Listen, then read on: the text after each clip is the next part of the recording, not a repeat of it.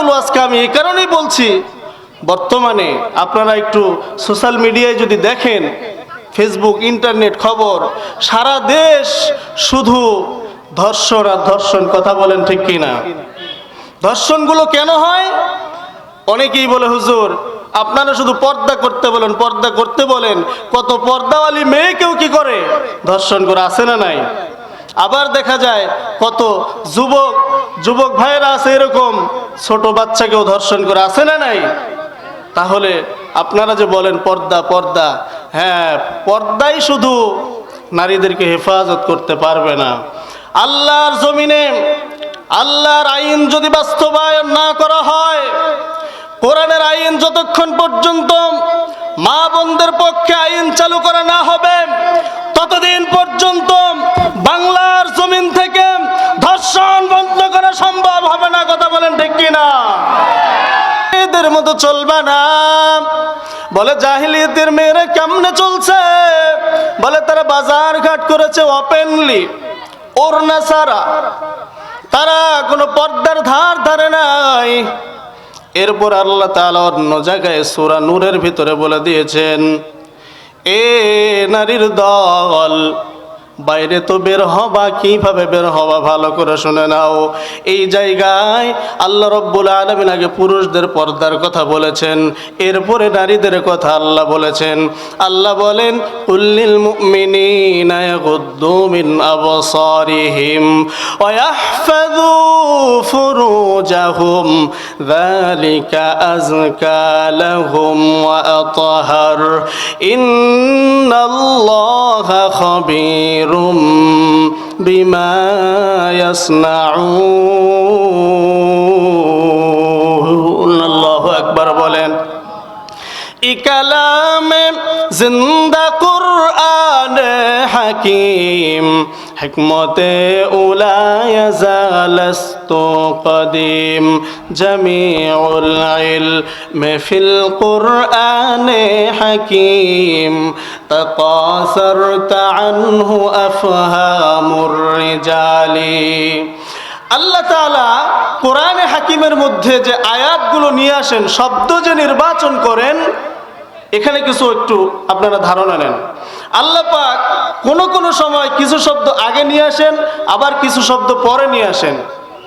কোনো কারণে, বিশেষ কোনো কারণে ওই শব্দটাকে আগে নিয়ে আসেন, আবার বিশেষ কোনো কারণে একই ধরনের শব্দ কথায় নিয়ে আসেন, পরে নিয়ে আসেন।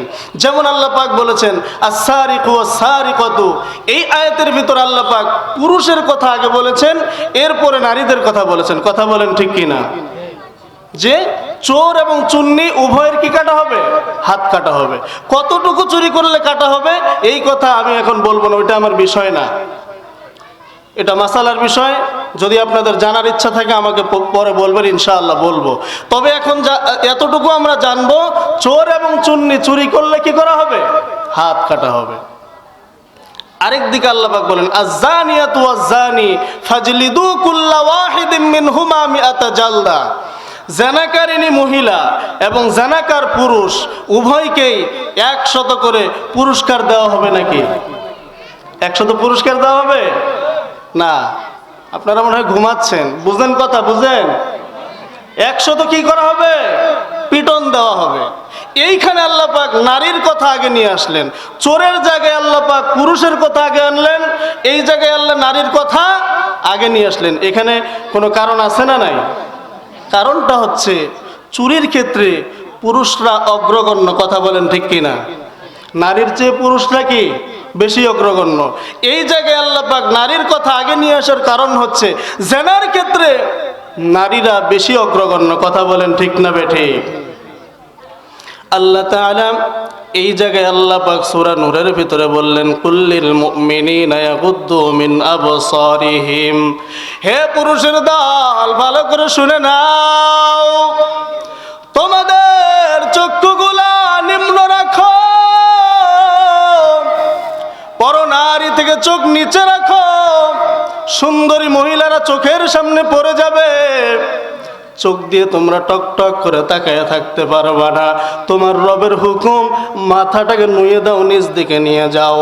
এবার এক শ্রেণীর ছেলেরা বলে, হুজুর আপনি যেহেতু বলছেন ঠিক আছে, একবার চাওয়া যেহেতু জায়েজ, এমনভাবে চাবো শহীদ হয়ে যাব, চোখ যুবতী থেকে নামাবো না। আছে না নাই? আমার যুবক ভাইরা বলে, হুজুর একবার তো তাকানো যায়, তো তাকাইছে আর কি করব না, চোখ নামাবো না, যতক্ষণ ইচ্ছা কি করব তাকাই থাকবো। নাউজুবিল্লাহ বলেন না কেন আপনারা? একটু আওয়াজ দিয়ে বলেন নাউজুবিল্লাহ। আল্লাহ তাআলা পুরুষের কথা এই জায়গায় আগে নিয়ে আসার কারণ হলো, নারীর চেয়ে বেশি পুরুষরা, ছেলেরা মেয়েদেরকে চোখ দিয়ে টিস মারে না নাই? বলেন, এই যে যত জেনা সংগঠিত হয়, অবৈধ প্রেম ভালোবাসা যে হচ্ছে, এগুলো মূলত চোখের একটা গুলির কারণে। এই কথা বলেন ঠিক কিনা? হঠাৎ রাস্তা দিয়ে যাইতে যাইতে মেয়ের দিকে তাকাইছে, ভালো লেগে গেছে, ওকে ফলো করতে হবে। এই সময় আবার আগামীকালকে ওই জায়গায় এসে দাঁড়াই থাকে, এরকম বখাটা আমার যুবক ভাই আছে না নাই? আল্লাহ তাআলা জানিয়ে দেন, হে পুরুষ তোমার চোখ নিচে রাখো, চোখকে তুমি নারীর দিকে তাকায়া থাকতে পারবা না, তোমার রবের হুকুম। এরপরে নারীদেরকে আল্লাহ তাআলা সুন্দরভাবে বোঝায় দিলেন, এ নারীর দল ভালো করে শুনে নাও, ওয়া কুল্লিল মুমিনাতি ইয়াগদুদনা মিন আবসারিহিন্না ওয়া ইয়াহফাযনা ফুরুজাহুন্না। এ নারীরা ভালো করে শুনে নাও, তোমরাও তো বাইরে যাবা, বাইরে যাওয়া নিষেধ নাই, বাহিরে যাবা, তবে তোমার চোখগুলাকে পরপুরুষ থেকে নিচে রাখবা। আমার মা ভালো করে শুনে নাও, আল্লাহ তাআলা তোমার রব তোমার হুকুম দেয়, এ নারী পরপুরুষের দিকে তাকাবা না। আজকালকার বাইরে বের হলে দেখা যায় যুবতী নারীরাও সুন্দরভাবে পুরুষের দিকে তাকায় থাকে। ঠিক না? ঠিক বলেন? আপনারা কি লজ্জা পাচ্ছেন? আমি কি কোনো কিচ্ছা কাহিনী বলতেছি? আল্লাহর কোরআনের কথা বলতেছি। এই দুনিয়ায় থাকবেন কয়দিন? আজ আছে তো কাল নাই। কোরআনের কথা সুন্দরভাবে শুনবেন এবং আমল করার ইচ্ছা পোষণ করে এখান থেকে যাবেন। কথা বলেন ঠিক কিনা?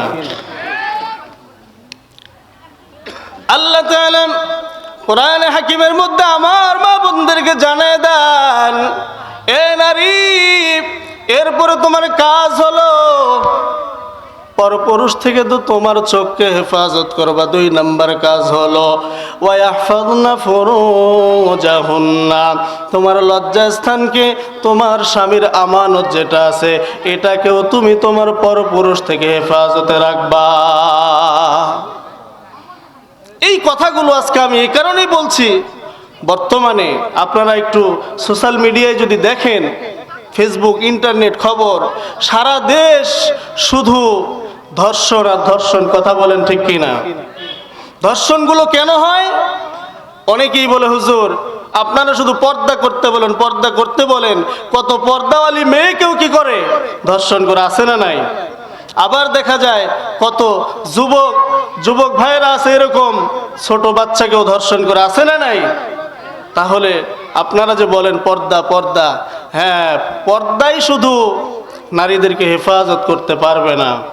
আল্লাহর জমিনে আল্লাহর আইন যদি বাস্তবায়ন না করা হয়, কোরআনের আইন যতক্ষণ পর্যন্ত মা বোনদের পক্ষে আইন চালু করা না হবে, ততদিন পর্যন্ত বাংলার জমিন থেকে ধর্ষণ বন্ধ করা সম্ভব হবে না। কথা বলেন ঠিক কিনা? শুধু হুজুররা ওয়াজ করেই যাবে আর যুবক যুবতী ওয়াজ শুনেই যাবে, কিন্তু চিপাগলিতে তাদের অবৈধ কাজ কি করা সম্ভব না? বন্ধ করা সম্ভব না। এর একটাই কারণ, কোরআনের আইন অনুযায়ী যদি ধর্ষকের বিচার করা হতো, বাংলার জমিন থেকে অনেক আগেই ধর্ষণ বন্ধ হয়ে যেত। কথা বলেন না কেন আপনারা? একদিন মাটির ভিতরে হবে ঘর রে মন আমার, কেন বান্ধ দালান ঘর রে মন আমার, কেন বাঁধ দালান ঘর? একদিন মাটির ভিতরে হবে ঘর রে মন আমার, কেন বাঁধ দালান ঘর রে মন আমার, কেন বাঁধ দালান ঘর? প্রাণ পাখি উড়ে যাবে পিঞ্জর ছেড়ে,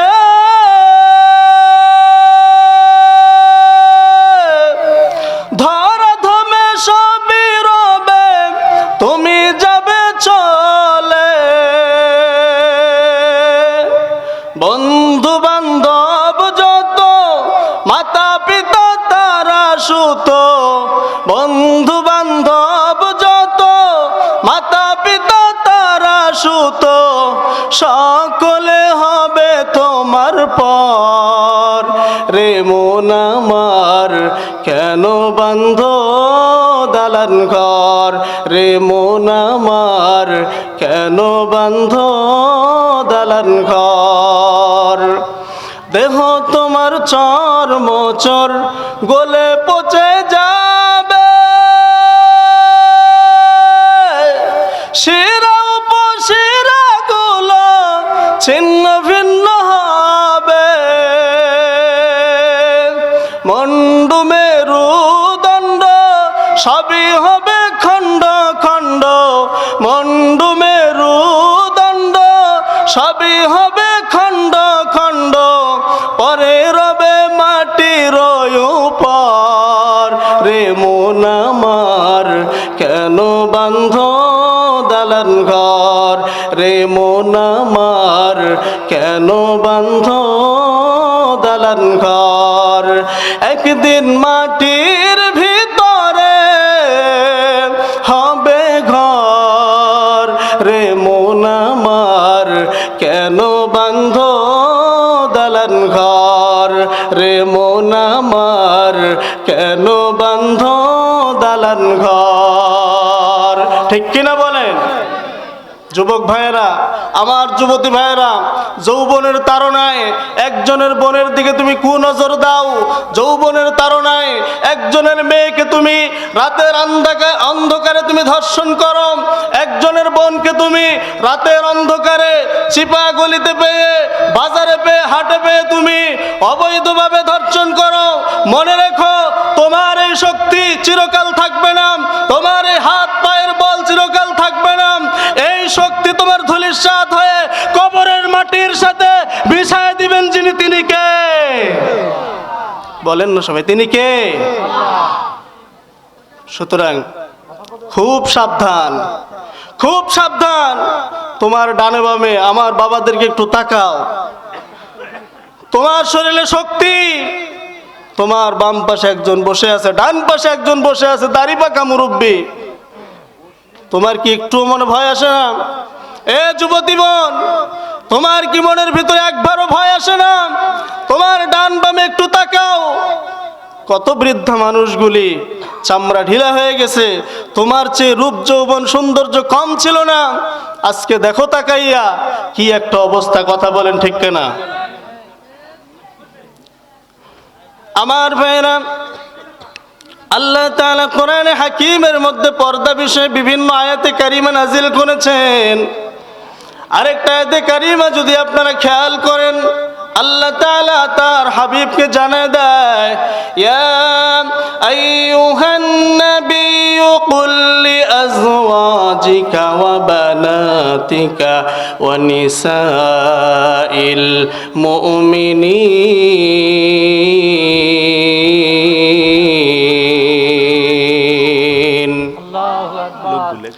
ইদনিনা আলাইহিন্না মিন জালাবিবিহিন্না। আল্লাহ তাআলা আমার পয়গম্বর হাবিবে মুহাম্মদুর রাসূলুল্লাহ সাল্লাল্লাহু আলাইহি ওয়াসাল্লামকে জানায় দেয়, ও পয়গম্বর, আপনার স্ত্রীদেরকে জানায় দেন, আপনার মেয়েদেরকে জানায় দেন, তারা যেন পর্দা করে তাদের চেহারাগুলো শুধু নয়, মাথা থেকে পা পর্যন্ত তারা যেন খোলা রেখে বাইরে বের না হয়। যদি বাইরে বের হয়, পর্দা ছাড়া বের হতে পারবে, তবে তোমার রবের হুকুম অমান্য করার কারণে বাংলাদেশ শুধু নয়, গোটা বিশ্বের নারীদের করুণ অবস্থা চলে আসবে। আপনারা বলতে পারেন, হুজুর পর্দা তো ধর্ষণ বন্ধ করতে পারে না। এ যুবক, এ আমার মা, পর্দা ধর্ষণ বন্ধ করুক আর নাই করুক সেটা আমার দেখার বিষয় না। তোমার রব আল্লাহ তাআলা যে তোমার একটা হুকুম দিয়েছেন পর্দা করার বিধান, মিন জালাবিবিহিন্না, এ নারীর দল তোমরা পর্দা করো, পর্দা করো। পর্দা ছাড়া বের হবি না, বের হলে কিন্তু কুকুরের মুখে যাবি। এরপর আল্লাহ তাআলা আয়াতে কারিমা নাজিল করেন, বাইরে তো বের হবেই না, ঘরের ভিতরে যদি কেউ প্রবেশ করতে চাও, এ পুরুষের দল সাবধান, সাবধান।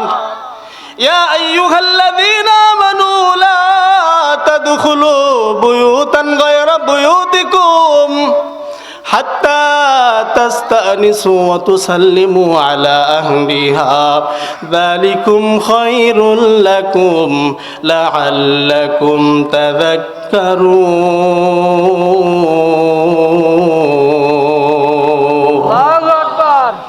আল্লাহ তাআলা জানায় দেন, হে ঈমানদার ভালো করে শুনে নাও, লা তাদখুলু বুয়ুতান গায়রা বুয়ুতিকুম, লা তাদখুলু বুয়ুতান গায়রা বুয়ুতিকুম, তোমার পার্সোনাল রুম ব্যতীত, তোমার পার্সোনাল ঘর ব্যতীত অন্য কোনো ঘরে সালাম ব্যতীত ঢুকবা না। হাত্তা তাস্তানিসু, এক নাম্বার হলো অনুমতি, অনুমতি চাওয়া লাগবে। তোমার মেয়ের ঘরেও যাইতে হলে অনুমতি চাওয়া লাগবে। তোমার ভাইয়ের ঘরেও যদি ঢুকতে চাও অনুমতি চাওয়া লাগবে। এ আমার যুবক ভাইয়েরা শুনে নাও, কোরআনে হাকিমের কথাগুলি দিল দিয়ে বুঝবেন এবং আমল করার নিয়তে শুনবেন। এই কথাগুলি সচরাচর আপনারা পাবেন না। আল্লাহ তাআলা বললেন, যেই ঘরেই তুমি যাও, তোমার পার্সোনাল ঘর ব্যতীত অন্য কোনো ঘরে গেলেই তোমার অনুমতি লাগবে। 2 নাম্বার, শুধু অনুমতি নিলে হবে না, অনুমতির পাশাপাশি তোমার সালাম দেওয়া লাগবে। আসসালামু আলাইকুম ওয়া রাহমাতুল্লাহ, সুন্দরভাবে সালাম দাও। সালাম দেওয়ার পরে যদি ঘর থেকে বলে আসেন তাহলে যাইতে পারবা। ঘর থেকে যদি বলে আওয়াজ যদি কোনো না আসে, দ্বিতীয়বার সালাম দিতে হবে। দ্বিতীয়বার যদি ঘরের ভিতর থেকে আওয়াজ না আসে, তৃতীয়বার তোমার সালাম দেওয়া লাগবে। তৃতীয়বার যখন তুমি সালাম দিবা, এরপরেও যদি আওয়াজ ভিতর থেকে না আসে, তাহলে তোমার আর ওই ঘরে যাওয়া যাবে না। ওখান থেকে তোমার ব্যাক হতে হবে, ওখানে আর থাকাই যাবে না। কারণ আল্লাহ তাআলার হুকুম, লা তাদখুলু, লা তাদখুলু, সাবধান, সাবধান। এ যুবক সাবধান, আমি আল্লাহর হুকুম বড় মারাত্মক, আমি আল্লাহর হুকুম বড় কঠিন। আজকে আমরা অনেকেই বলি ইসলাম অনেক সহজ। সহজ ঠিক আছে, কিন্তু এত সহজ বানানো যাবে না। সহজ ঠিক আছে, এত সহজ বানানো যাবে না। ইসলামকে একদম শুটকি মাছের চেয়েও সস্তা বানানো যাবে না। কথা বলেন না কেন, ঠিক না বেঠিক? একটু ঠান্ডা পানি নিয়ে আসুন। ইসলাম সহজ, কিন্তু শুটকি মাছের মতো কি বানানো যাবে না? কথা বলেন না কেন, কি বানানো যাবে না? সহজ সস্তা বানানো যাবে না। অনেক দামি একটি ধর্ম আমরা পেয়েছি, এই ধর্মকে আমরা হেলায় খেলায় এমন সহজ বানাই নিয়েছি। পর্দার মতো একটা এত বড় একটা বিধান, নামাজ পড়া যেরকম ফরজ, রোজা রাখা যেরকম মা বোনদের জন্য ফরজ, শবে বরাতের রোজা রাখা ফরজ নয়, শবে কদরের রাত্রে ইবাদত করা ফরজ নয়, কিন্তু তোমার পর্দা করা আল্লাহ রব্বুল আলামিন ফরজ করে দিয়েছেন। কথা বলেন ঠিক কিনা? আজকে বাবার সামনে, ভাইয়ের সামনে তার বোন বাড়ি থেকে বেপরোয়া ভাবে ওড়নাটা উপরে ঠিক নাই বের হয়ে যায়, তোমার শরম লাগে না? তোমার মতো বেহায়া ভাই এই বাংলার জমিন আর একটাও নাই। কথা বলেন ঠিক কিনা? একজন আপনার মেয়ে, আপনার মেয়েকে কি মনে করেন? ইসলাম আপনার মেয়েকে এত সম্মান দিল, সম্মানের জিনিসটাকে আপনি এমন সস্তা বানালেন যেটার আমার মুখে বলার ভাষা হচ্ছে না। কথা বলেন ঠিক না বেঠিক? আমি বিপ্লবী বিদ্রোহী মৌলবাদী, কেন জঙ্গিবাদী? বিপ্লবী বিদ্রোহী মৌলবাদী, কেন জঙ্গিবাদী? সত্যের পক্ষে গান গাই বলে আমি বিদ্রোহী, সত্যের পথে ডাকি বলে আমি বিপ্লবী।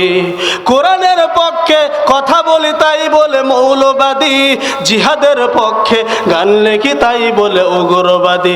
আমি বিপ্লবী বিদ্রোহী মৌলবাদী, কেন জঙ্গিবাদী? বিপ্লবী বিদ্রোহী মৌলবাদী, কেন জঙ্গিবাদী? বেহায়া নারীর এ কেমন কথা, বোরকা দেখলেই মাথা ব্যথা। বেহায়া নারীর এ কেমন কথা, বোরকা দেখলেই মাথা ব্যথা। আবার পর্দার কথা যদি বলি, পর্দার কথা যদি বলি, তখন হয়ে যায় ফতুয়াবাজি। বিপ্লবী বিদ্রোহী মৌলবাদী, কেন জঙ্গিবাদী? বিপ্লবী বিদ্রোহী মৌলবাদী, কেন জঙ্গিবাদী? আর 2 লাইন গাবো? যদি খারাপ লাগে আমার, কিন্তু আমারও ধরতে পারবেন না। খারাপ লাগবে? জন্মের পরে কানে আজান কি দেয়নি, তুমি মৌলবাদী সারা হওনি। জন্মের পরে কানে আজান কি দেয়নি, তুমি মৌলবাদী সারা হওনি। আবার মরণের পরে জানাজা পড়াবে, মরণের পরে জানাজা পড়াবে, তখন কোথায় পালিয়ে যাবি? বিপ্লবী বিদ্রোহী মৌলবাদী, কেন জঙ্গিবাদী? বিপ্লবী বিদ্রোহী মৌলবাদী, কেন জঙ্গিবাদী? আমার মা বোনেরা, আমার বাবাজিরা, আল্লাহ তাআলা কোরআন হাকিমের মধ্যে আমাদের জন্য পুরুষদের পর্দার বিধান দিয়েছেন, আমার আম্মা জানদেরকেও পর্দার বিধান দিয়েছেন। মানলে মানবেন, না মানলে আমি হুজুরের কোনো যায় আসে না। কারণ আল্লাহ তাআলা আমার নবীকেও পাঠাইছেন, হে নবী আপনার দায়িত্ব হলো আপনি শুধু পৌঁছে দেন। লাস্তা আলাইহিম বিমুসাইতির, ও পয়গম্বর আমি তোমার দারোগা বানাইয়া পাঠাই নাই। ধৈরা ধৈরা মানুষকে ইসলাম গ্রহণ করানো লাগবে, শুধু আমি আপনাকে বার্তাবাহক বানাইয়া পাঠাইছি। পয়গম্বর আপনার দায়িত্ব হলো পৌঁছে দাও, মানলে মানবে, না মানলে জাহান্নামী। দুনিয়ার জমিনে শুধুমাত্র নামাজ পড়ার জন্য পাঠাই নাই, সামনে রমাদান মাস আসতেছে, রোজা রাখার জন্যই শুধু পাঠাই নাই। আল্লাহ তাআলা শুধু কিন্তু আপনার যাকাত দেওয়ার জন্য পাঠাই নাই।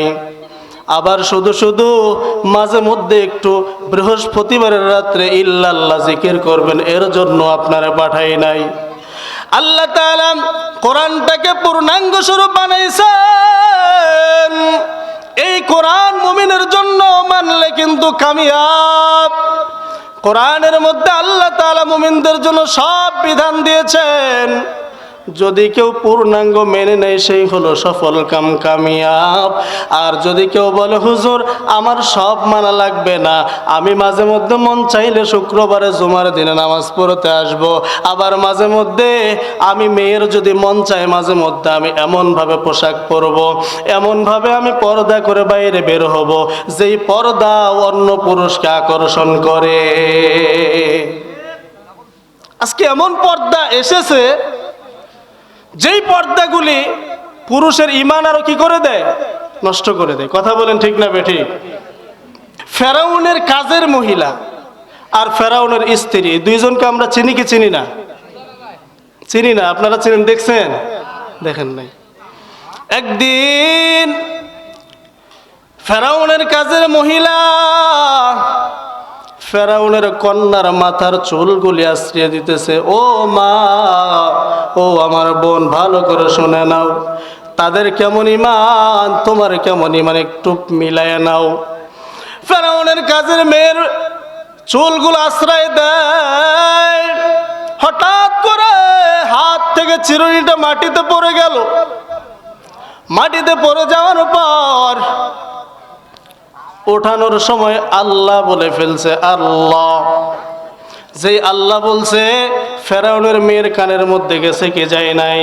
যাওয়ার পর মনে মনে চিন্তা করে, হায় আফসোস, আমার বাবা হলো সবার খোদা, এই মেয়ে আবার কি বলে। হুট করে যে তার বাবাকে বলে দিছে, আব্বা জানি তো আমার কাজের মেয়ের মুখে এটা শুনলাম, কি ব্যাপার। কাজের মেয়েকে ডাক, আমার সামনে আন, সামনে আনো। নিয়ে আসার পর কাজের মেয়েরে বললো, এই বেটি, আমি রব ছাড়া কি আরো কোনো অন্য রব আছে? বলে, ফেরাউন সাহেব, আপনারও যে রব আমারও সেই রব, আপনি তো আমার রব, প্রশ্নই আসে না।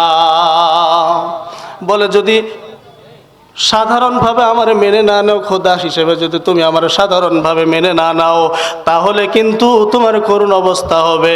বর্ণনা এসেছে, বুখারীর বর্ণনা এসেছে, এটা গল্প নয়, হাদিস বলছে আপনাদেরকে। বুখারী শরীফের মধ্যে আসছে, ফেরাউনের সেই কাজের মহিলার 3টা অথবা 5টা অথবা 7টা ছেলে ছিল। ফেরাউন বলল, ওর ওই সন্তানগুলোর আমার সামনে নিয়ে আসো, এই দিকে পানি গরম করো, এখানেও 3টা মত, হয়তোবা গরম পানি, হয়তোবা গরম তেল, অথবা আগুনে পোড়ানো। 3টা বর্ণনা এসেছে, গরম পানি, গরম তেল, অথবা আগুনে পোড়ানো। তবে গরম তেলের বর্ণনাটাই শক্তিশালী। পয়গম্বর সাহাবীদেরকে বলে, আমার সাহাবী শুনো, ফেরাউনের ওই কাজের মহিলার সন্তানগুলিকে যখন ফেরাউন নিয়ে আসলো, বড় সন্তানকে আগুনের মধ্যে যখন ফেলে দিল, দ্বিতীয় সন্তানগুলি সামনে আছে, ওই মেয়েকে বলছে, ও কাজের মহিলা, ইমান ছাড়ো, আমার রব বলে মেনে নাও। কাজের বেটি বলে, না না, আমার যদি সবগুলো সন্তানরেও মেরে ফেলো, আমাকেও যদি তুমি মেরে ফেলো, এরপরেও আমার রব আল্লাহ ছাড়া আমি মাথা নত করব না। একে একে সবগুলি সন্তানরে যখন তেলের মধ্যে ফেলে দিল, সবগুলোর হাড্ডি ভেসে উঠল। শেষ সময় ছোট্ট একটি 6 মাসের বাচ্চা ওই কাজের বেটির হাতে। ফেরাউন বলে, শেষ সময় তোমার সুযোগ আছে, এই সন্তানটারও কিন্তু দেব। ফেরাউনের ওই কাজের মহিলা যখন একটু ইতস্তবোধ করছিল, ছোট্ট সন্তানের জবান আল্লাহ খুলে দিয়েছেন। বলে, মা, ভয় পাবা তো দূরের কথা, ওই যে দেখো আল্লাহর জান্নাত তোমার জন্য অপেক্ষা, আমারে তাড়াতাড়ি ছেড়ে দাও, আমারে নিয়ে তুমি সহ আগুনে ঝাঁপ দাও। লিল্লাহি তাকবীর। এরপরে যখন ফেরাউন শুনল, কাজের বেটির সাথে সাথে ফেরাউনের স্ত্রীও ফেরাউনের মানে না, আল্লাহ মানে, বলো ওরে ধর। সংক্ষিপ্তভাবে বলে দিচ্ছি, অনেক লম্বা ঘটনা। ফেরাউনের স্ত্রীকে ধরে আনা হলো। ফেরাউনের বুদ্ধিজীবী ছিল তার হামান। ফেরাউনের বুদ্ধিজীবী কে? হামান। হামান বলে, উস্তাদ, আপনার স্ত্রী যদি আপনারা না মানে, তাহলে কি অন্য বেটিরা আপনারা মানবে? অবশ্যই এর অ্যাকশনটা আপনি নেন। ফেরাউন বলে, কি করা যায়? এবার ফেরাউনের স্ত্রী ডাক দিয়ে বলে, ও স্বামী আমার, আমারেও যদি তুমি কাজের মেয়ের মতো মেরে ফেলো, এরপরও আমার ঈমান ছাড়া সম্ভব না। হামান বুদ্ধি দিয়েছে, ওই যে গরম বালুর উপরে তোমার স্ত্রীকে শোয়াই দাও, 4 হাত পায়ের মধ্যে জলি কেড়ে দাও। জলি গাড়ার পর এবার বলে, তুমি কি আমার রব মানো কি মানো না? আসিয়া বলে, ও আমার প্রাণের স্বামী, তুমি হয়তো বেদিনের কারণে আমার মানছো না, আমার রবকে মানছো না, তবে শোনো, আমি আল্লাহ ছাড়া আর কাউরে মানি না। এরপর হামান বুদ্ধি দেয়, ফেরাউন সাহেব, এইভাবে তো কাজ হবে না উস্তাদ, আপনার স্ত্রীর চামড়াগুলো তুলে নেন।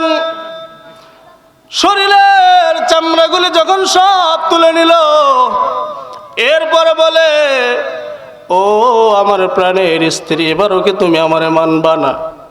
ফেরাউনের স্ত্রী ডাক দিয়ে বলে, প্রাণের স্বামী আমার, তোমাকে তো আমি আগেই বলে দিয়েছি, ঈমান ছাড়া তো দূরের কথা, আমার রব আল্লাহর ঈমান নিয়েই আমি দেশ ত্যাগ করব। এবার বলে হামান, ও ওস্তাদ, হাতের মধ্যে বড় পাথর নেন, মাথার উপরে ধরেন। যেই ধরছেন, আসিয়া, মা আসিয়া হেসে উঠেছে, হঠাৎ করে মুস্কি হেসে দিয়েছে। ফেরাউন আশ্চর্য হয়ে গেল, কি ব্যাপার, হাসছো কেন? হঠাৎ করে তার স্ত্রীকে জিজ্ঞাসা করে, তুমি তো মরেই যাবা, তবে কারণটা বলে যাও, কেন তুমি হাসছো? হঠাৎ করে ফেরাউনের স্ত্রী জবাব দেয়, আল্লাহ তাআলা কোরআনে হাকিমের মধ্যে বলেন, রব্বি বিনিলি ইনদাকা বাইতান ফিল জান্নাতি ওয়া নাজ্জিনি মিন ফিরআউনা ওয়া আমালিহি ওয়া নাজ্জিনি মিনাল কওমিয যালিমিন।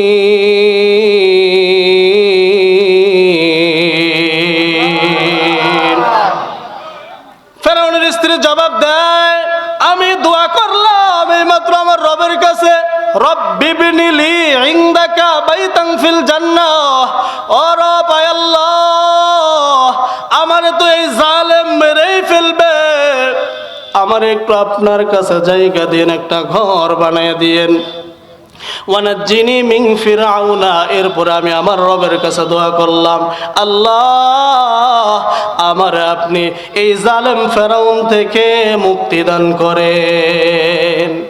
এরপরে বলেন, যখন আমি দোয়া করলাম, ফেরাউনরে তার স্ত্রী বলতেছে, আমি দোয়া করার সাথে সাথে আমার রব আল্লাহ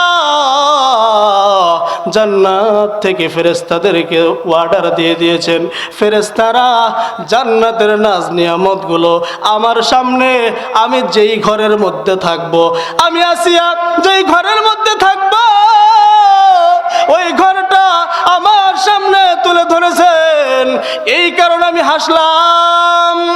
ফেরাউন আশ্চর্য হয়ে যায়, এই বলে মা আসিয়ার মাথা বরাবর পাথরটা ফেলে দিয়ে দুনিয়া থেকে বিদায় করে দিয়েছেন। এই হলো আমাদের পূর্ব জীবনের মা বোনদের ইতিহাস। আমার মা, আমার বোন, খুব সাবধানে চলাফেরা করবেন, সময় খুবই খারাপ। এখন আপনি বাইরে গেলে অবশ্যই সিকিউরিটি নিয়েই আপনাকে বের হতে হবে। আপনার বড় ভাই অথবা আপনার আব্বা ছাড়া কখনো আপনি একা কোথাও বের হবেন না। কখন কোথায় কিডন্যাপ হয়ে যাবেন, আপনার জীবনের চেয়ে আপনার সতীত্বের দাম বেশি। কথা বলেন ঠিক কিনা?